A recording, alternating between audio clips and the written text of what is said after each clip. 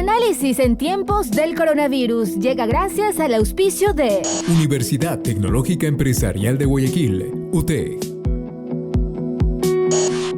Ya estamos con el doctor Larco, ahí lo escuchamos hablando con Pachito por teléfono, no se conectaba bien el audio. Doctor Larco, gracias por estar con nosotros. Bienvenido a nuestra casa.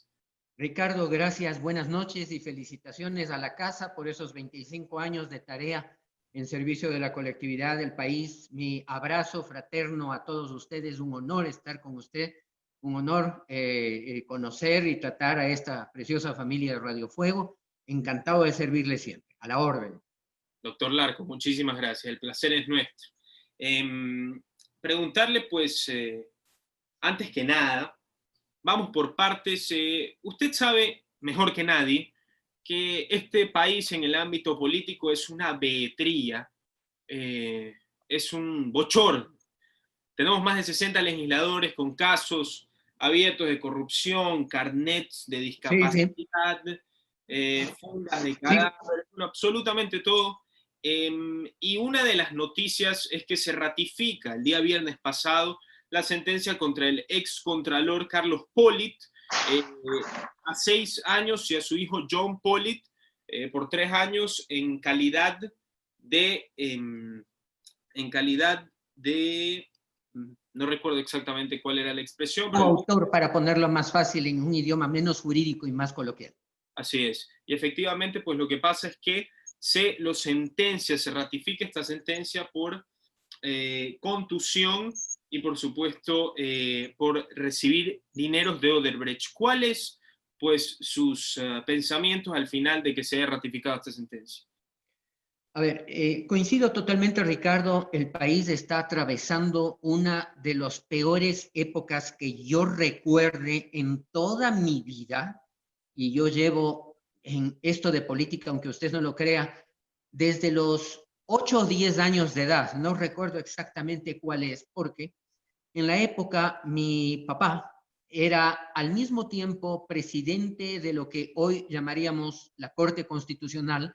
En ese momento se llamaba Tribunal de Garantías Constitucionales, y también de lo que en ese momento se llamaba el Tribunal Supremo Electoral, lo que hoy es el Consejo Nacional Electoral. Mi padre ostentaba la representación y la presidencia de las dos funciones, de tal manera que la actividad política en casa, yo era un niño de 10 años, la actividad era muy intensa. Era la época en la que el padre de Jaime Nebot Saadi, Jaime Nebot Velasco, el nombre del papá, era el ministro de gobierno. Estamos hablando de la época del velasquismo, y desde esa época mi padre me enseñaba, hacía que lo acompañe en ciertos temas para que yo vaya aprendiendo. De todos modos, esto me sirvió para estar siempre atento al decurso de la política. Pasó el tiempo, yo hice un doctorado en ciencias políticas en París, de tal manera que la política ha sido siempre muy, muy cercana a mis aficiones, a mi estudio, y por eso le digo, no recuerdo una época de mayor crisis política. Hemos tenido crisis de muchas naturalezas, hemos tenido crisis folclóricas como la época del Bucaramanga, hemos tenido algunas otras actividades bastante diferentes de lo que la normalidad establece, pero nunca una en donde coincida la crisis moral, la crisis económica, la crisis política y la crisis existencial, porque además estamos con un juego de vida y muerte en medio de esta pandemia. Así que coincido totalmente con esto, y mi impresión de la gravedad de que el contralor, aquel que debe ser el juez o el guardador del buen manejo de los recursos públicos, de la correcta funcionamiento del Estado, de las instituciones del Estado, sea condenado porque fue el primer gran fraguador de la trampa, de la picardía, es extremadamente grave. Y si todo esto lo medimos en dinero, es una cantidad impresionante de dinero que 14, 20, 30, 50 millones de dólares no hablan de la realidad de la crisis, que va muchísimo más allá de decenas de millones. Esto se mide en miles de millones de dólares. Uno, probablemente sustraídos mediante un delito directo, y el otro seguramente muy mal invertidos con el pretexto de hacer obra sin una debida planificación. Ahí, por ejemplo, está esa grande obra del terminal de gas del sector de Cuenca, en donde no se hicieron siquiera serios estudios de suelo y toda la obra se está hundiendo. Y así, muchas cosas como esas. Vea usted Coca Sinclair, en donde no se previó que en la central térmica, las tomas de la central térmica cerca del río cuyas aguas se aprovechan, está en la zona del desastre del oleoducto que ya colapsó en la época de Febres Cordero. En la misma zona se hicieron obras por más de 4.000 millones de dólares que están en peligro. Entonces, la corrupción no solamente es cuánto cogí o cuánto me robé de una negociación, cuánto pedí, cuánto me dieron. La corrupción es cuán mal manejé lo que tenía y que tenía la obligación de manejar bien. Ahora, a propósito de eso, Ricardo, no quiero sustraerme de decir algo que me parece muy importante decir. En la sentencia por el caso Sobornos 2012-2016, los jueces nacionales de la Corte Nacional de Justicia, una vez que establecieron que fulano, sutano, mengano y unos cuantos más van presos o son condenados a prisión por el delito de sobornos, los jueces tuvieron la entereza y la valentía de decir, sí, es este grupo, pero hay algunos más que no están en el grupo de los encausados, de a quienes fueron procesados. Hay algunos más que, de acuerdo a lo que se ha visto en las pruebas, tienen relación con este tema y no han sido encaminados en la justicia. Y señalan con nombres y apellidos varios nombres que excitan o suscitan y piden que la Fiscalía los enjuicie, comience el proceso de enjuiciamiento. Y eso es un acto de mucha entereza de los jueces, es decir, y faltan algunos más, no solamente estos, se han escapado algunos del señalamiento público en el juicio.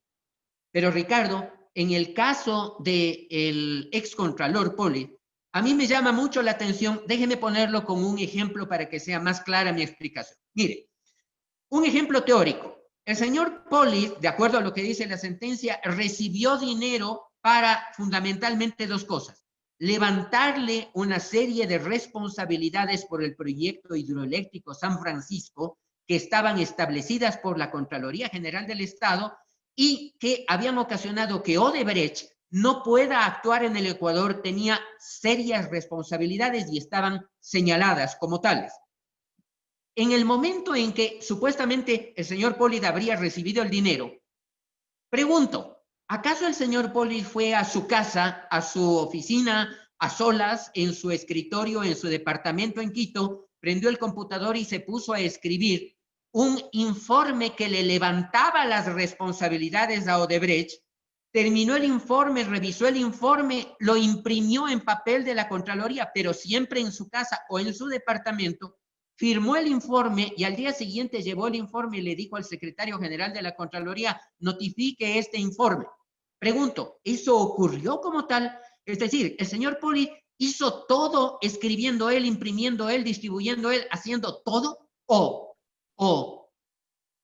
hubieron varios funcionarios que prepararon el informe, revisaron el informe, aprobaron el nuevo informe y finalmente pusieron a consideración de alguna máxima autoridad, sea el señor Poli o quien haya sido el que lo reemplazó en ese preciso instante, aprobaron, firmaron y despacharon el informe y se levantaron las responsabilidades, para lo cual Odebrecht había pagado dinero para que así ocurra. Pregunta, ¿dónde están, Ricardo, esa cadena de responsables? Porque yo no creo que el señor Poli haya escrito, impreso, puesto en una carpeta y mandado a notificar, él solo hizo todo. Ahí hay una cadena de responsabilidades que quién sabe si todavía están institucionalmente trabajando en la Contraloría General del Estado, y es hora de que los jueces nacionales o la propia Fiscal General del Estado establezca quiénes fueron esos coautores. Pongámoslo en idioma fácil, lo dije hace un momento. Autores, cómplices, encubridores, los que prepararon el nuevo informe, los que revisaron el nuevo informe y metieron la firma, los que aprobaron el nuevo informe y finalmente los que mandaron a la firma final de autorización de la máxima autoridad en esa época de la Contraloría General del Estado. ¿Dónde están todos ellos? La Fiscalía tiene que indagar cuál fue la cadena de trabajadores que intervinieron en este ilícito. No fue solamente el señor Poli. Doctor Larco, preguntarle si le parece coincidencia que justamente en estos 4 años o en este último año con el coronavirus encima hayan caído, por así decir, o se hayan revelado todas estas situaciones turbias en la política ecuatoriana. Si es una coincidencia, bendita la coincidencia. Las abuelitas decían, no hay mal que por bien no venga, ¿no? Y los creyentes sabemos que todas las cosas, de una o de otra manera, todas las cosas obran para bien a aquellos que creemos que un Dios hará justicia algún día.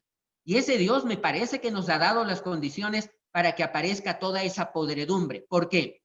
Simplemente porque el desenfreno que provocó la angustia de unos por tener los medicamentos, por tener la atención médica, pagaban cualquier precio, encontraban en internet cualquier oferta. Y claro, los ambiciosos, los codiciosos, imagínense que un instructor de gimnasia o de físico-culturismo de un gimnasio perdió la chaveta y comenzó a vender medicamentos que los obtuvo en mala ley, y comenzó a vender medicamentos que valían como $200 la dosis, pedía $1,200, $1,500. Es decir, el desenfreno los hizo que se vuelvan visibles. Y volviéndose visibles, comenzó a jalar a alguien la justicia, el hilo, y comenzaron a salir todos los que estaban amarrados en ese hilo. Y hoy tenemos un panorama claro en donde no eran solamente la venta con sobreprecios y con procedimientos tramposos de los medicamentos, o de las fundas para difuntos. No, era muchísimo más grande. Era toda una cadena que controlaba, manejaba, gerenciaba, planificaba todos los delitos en los hospitales, desde los gerentes para abajo. Pero digo mal, ¿quién puso los gerentes? ¿Y quién no sabía que esos gerentes estaban para eso, para protagonizar este tipo de situaciones, sobre ventas, sobre precios, en fin? El tema está todavía a medio investigarse, y yo creo que muchos periodistas serios, juveniles, entusiastas, fogosos, han cogido la punta del hilo de nuevo. Esto va muchísimo más allá. ¿Cómo es posible creer que nadie se dio cuenta que el Hospital Teodoro Maldonado Carbo de Guayaquil estaba controlado por alguien, y en un solo día alguien firmaba $13 millones de compras de medicamentos sin ninguna planificación? Pregunta ingenua, Ricardo.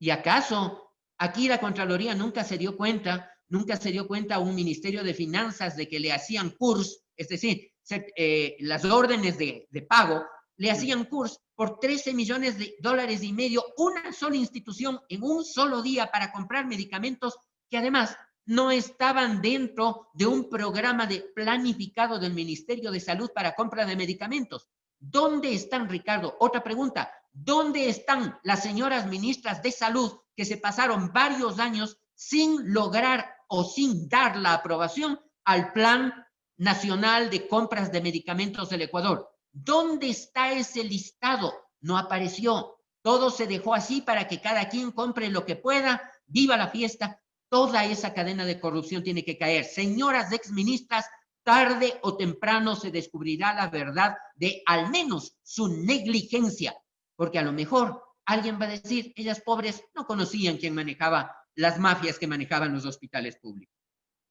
Esperemos que la Fiscalía actúe. Doctor, aprovechando su calidad de abogado y especialista en derechos humanos, quisiera preguntarle a usted sobre, me animaría a decir, el derecho humano que más en tela de juicio se pone, y es el derecho humano de un feto o de un niño en crecimiento en el vientre de su madre. Hoy es 28 de septiembre y es día de la lucha para la acción global por el derecho al aborto libre y gratuito, y justamente coincide, para los que no saben, con la marcha de un grupo de mujeres que salen por el rechazo al veto total del Código de la Salud. Así que coinciden.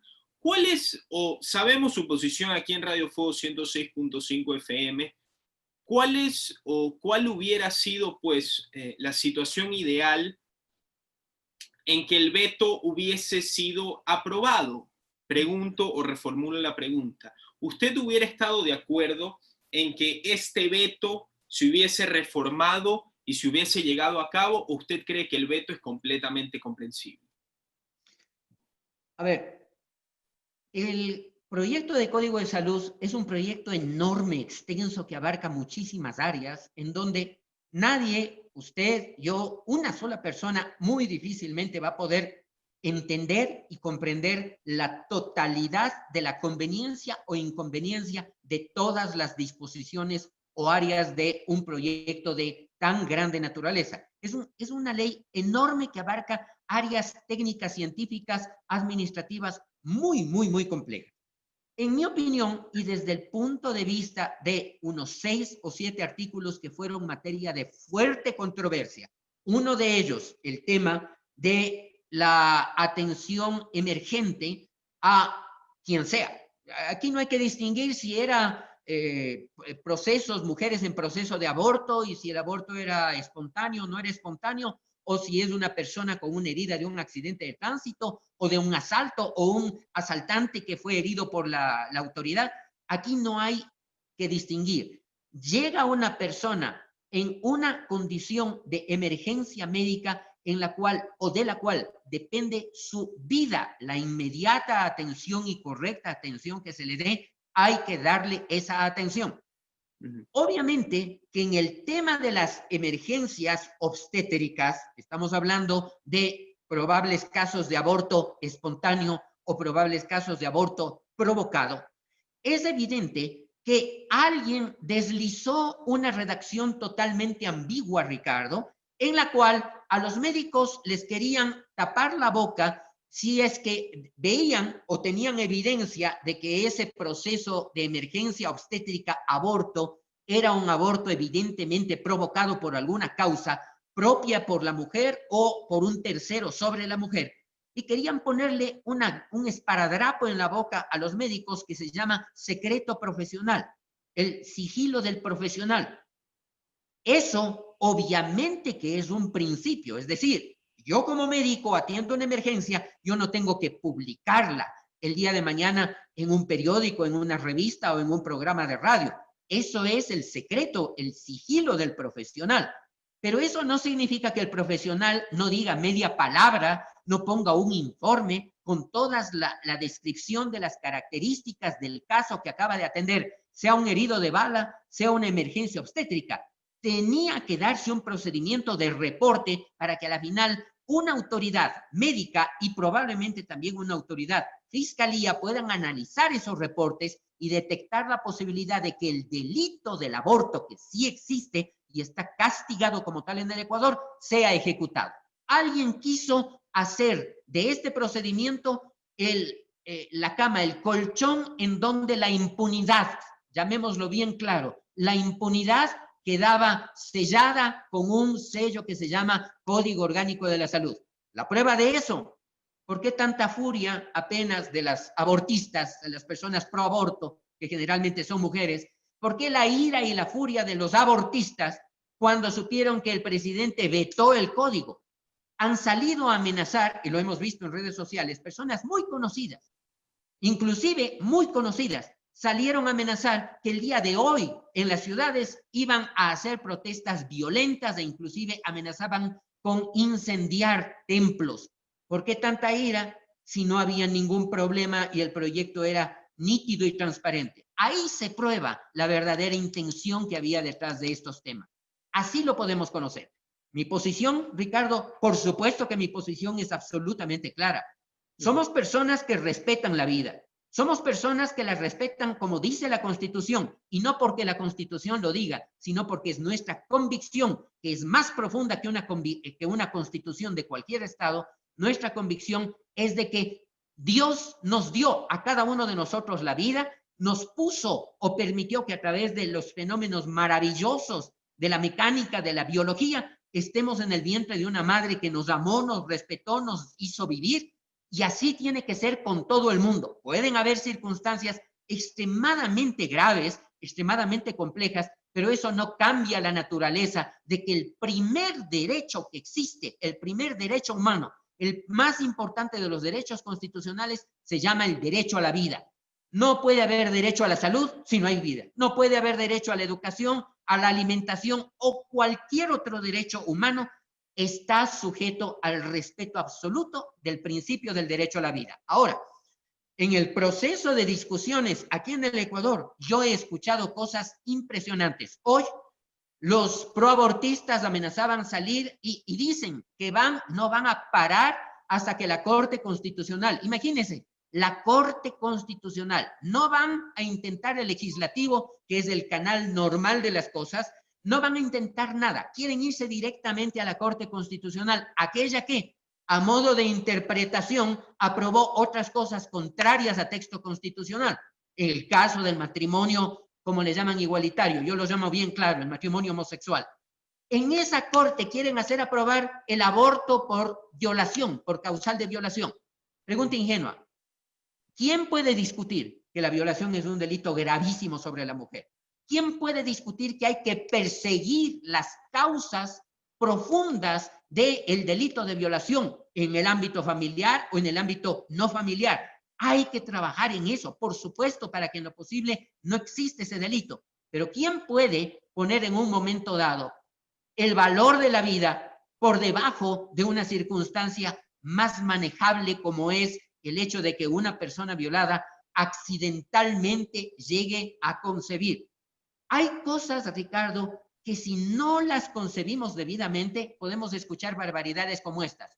Un médico conocido, investigador, entre comillas, de temas médicos aquí en el Ecuador, se presentó en la Asamblea Nacional para decir que él estaba a favor del aborto en los casos de violación, porque él, que se autocalifica de genetista, él opinaba que probablemente el hijo de un violador pueda también tener en su genética condiciones proclives a convertirse a futuro en violador.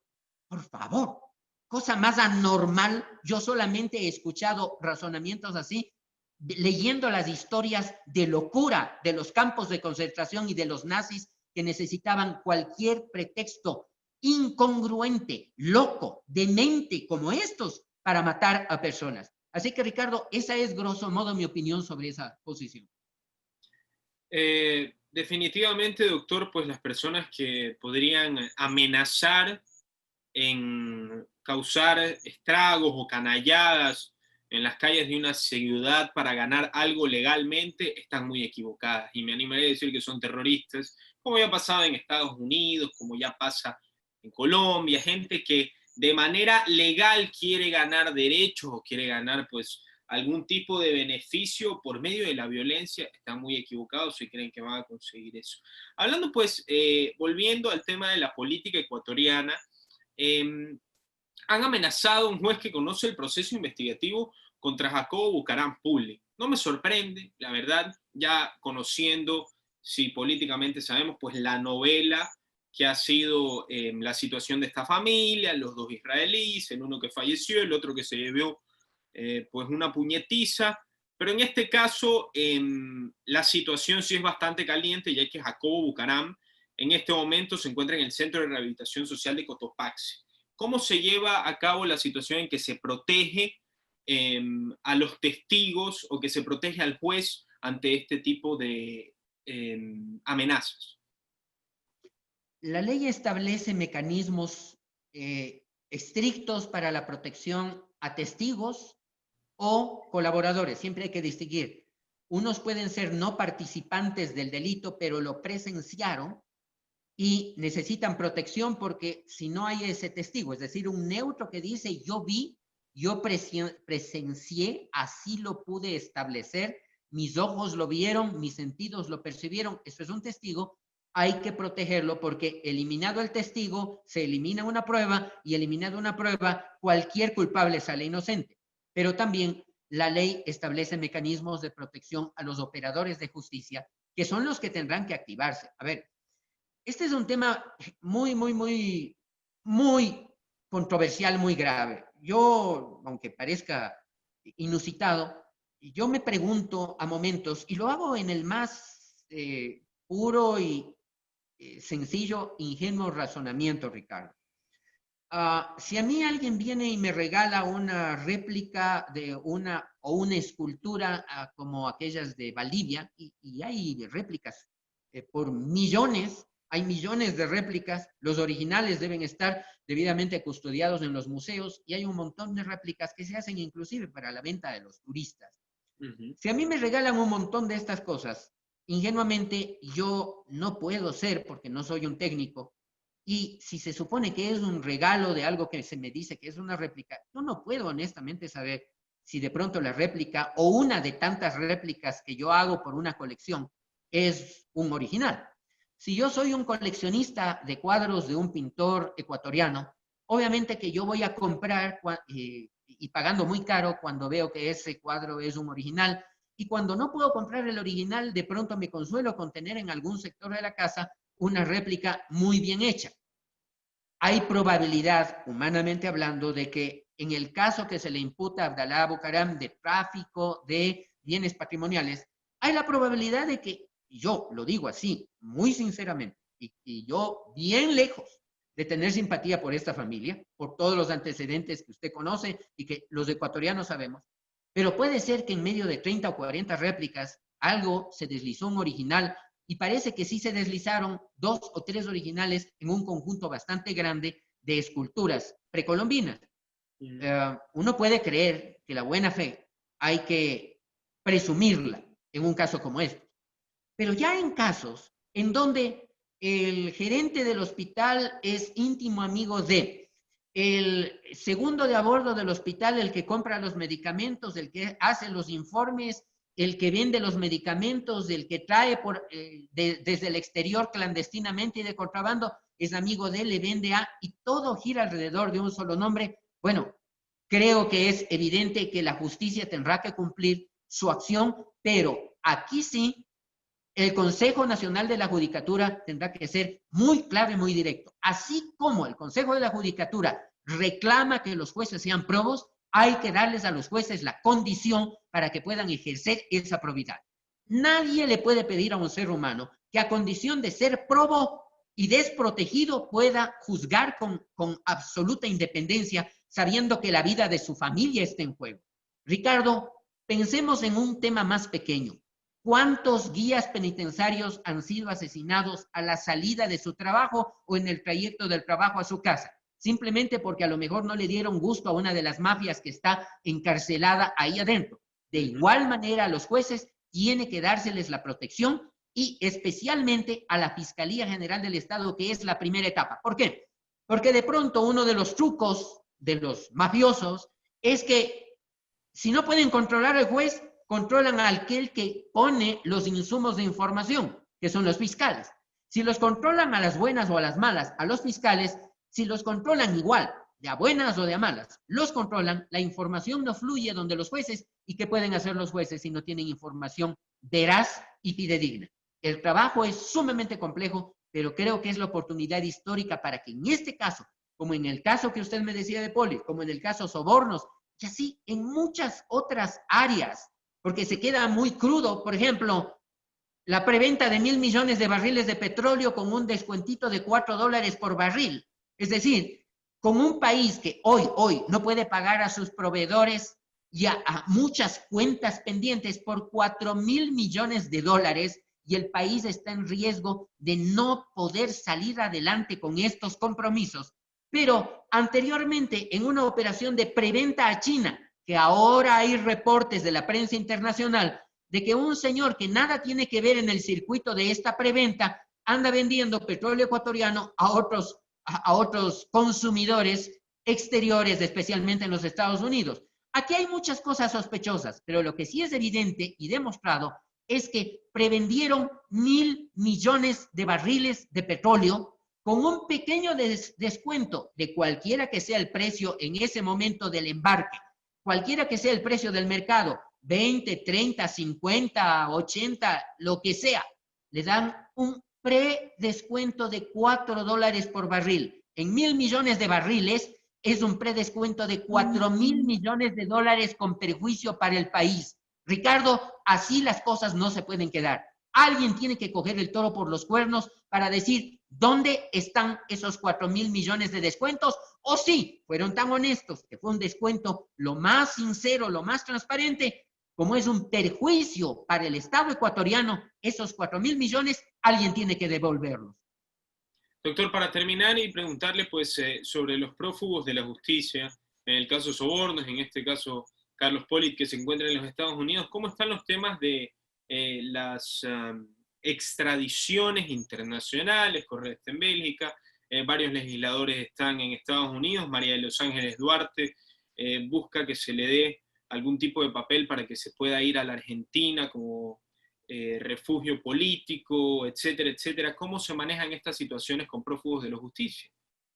Una vez que las sentencias son emitidas ya en firme, las sentencias tienen que ser reportadas, traducidas, reportadas, acompañadas de todas las elementos complementarios del caso, es decir, no solamente ir el texto de la sentencia, sino una demostración de las pruebas todas que respaldaron la toma de esas decisiones, debidamente solemnizadas, identificadas, tienen que ir a la Interpol y también al país al cual se debe pedir la extradición.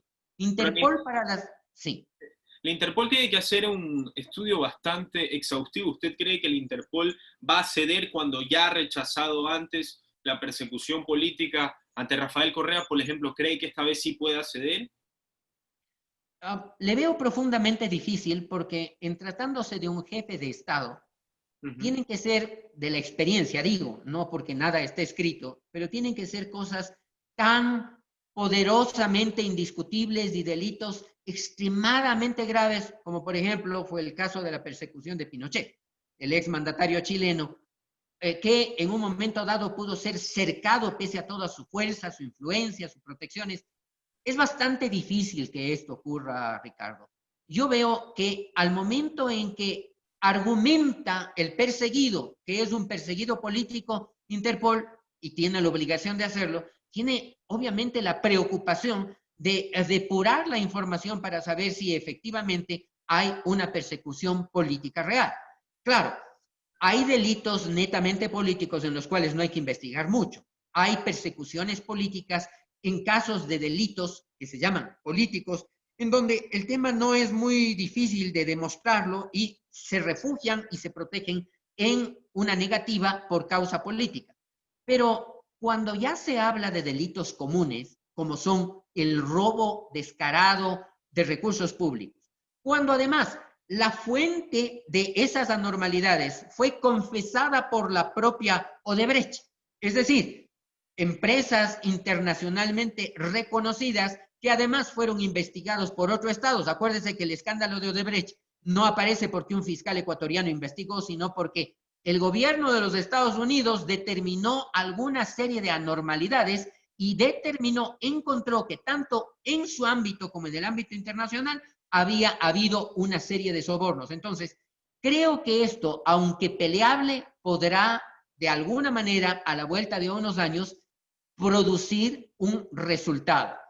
El punto es que, como usted habrá podido ver, uno de los actores, cuando lo llevaban de su casa al centro de detención, iba gritando. En definitiva, no iba quejándose. Lo que estaba haciendo absolutamente es sembrar la duda de si el tema es político. Soy un perseguido, estoy aquí porque soy un perseguido. ¿Por qué? Porque están sembrando el concepto de somos perseguidos. ¿Para qué? Para que en lo futuro los que están prófugos no puedan ser recogidos por el caso de un delito común a cuento de que sería un delito político. Pero en todo caso, Ricardo, yo sí pienso que en este caso sí hay una probabilidad mayor a favor de que se los vuelva a traer, se los saque de los países donde se esconden. Hay una probabilidad porcentualmente un poco mayor que las posibilidades en contra. La señora Duarte, refugiada en la Embajada de Argentina, no tiene la posibilidad de argumentar que es una perseguida política porque ella tuvo todas las garantías, inclusive porque se metió en la Embajada de Argentina, porque andaba con un grillete electrónico, no tenía ningún problema para defenderse. En fin, no creo que el tema hoy le sea tan fácil a todo este grupo. Vamos a ver cómo se dan las situaciones. Doctor Larco, muchísimas gracias por estar con nosotros. Ha sido un placer tenerlo. Esperemos poder conversar en estas semanas mucho más. Gracias, Ricardo. Un abrazo para usted, un abrazo para Mariela, un abrazo para todos los colaboradores de esa preciosa estación. Un abrazo gigante y emocionado. 25 años no se cumple todos los días y en radiodifusión es un ícono. Felicitaciones, que Dios los bendiga muchísimo, les dé mucha sabiduría, porque los desafíos del comunicador en esta temporada también son muy grandes, muy dinámicos. Toda la tecnología nos dice que hay o van a haber una serie de puertas en donde abrir, golpear, salir, intentar, y que Dios les dé la sabiduría para encontrar la puerta correcta para servicio de la comunicación nacional. Gracias por sus palabras, doctor. Un abrazo. Igualmente, hasta luego.